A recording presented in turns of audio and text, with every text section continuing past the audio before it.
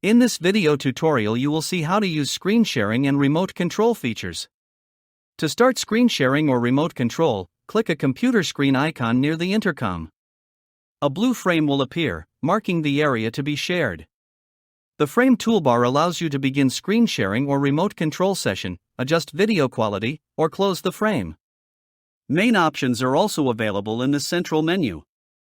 Prior to starting your screen sharing session, you can adjust the frame's position, resize it, and specify the portion of the screen you wish to share.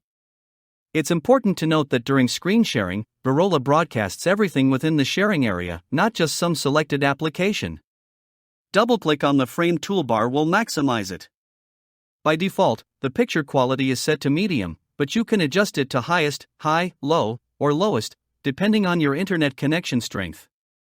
To begin screen sharing, just press the corresponding button. A red frame signifies that your screen sharing session in the current room has started successfully. To stop screen sharing, press the same square icon. If you want to give your colleague a remote control over your computer, just click a remote control button, select the needed chat room participant from the appeared list.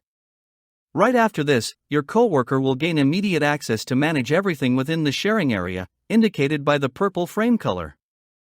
All participants will be able to view your screen without the ability to take control over it. To end the remote control session, click the square icon in the top right corner.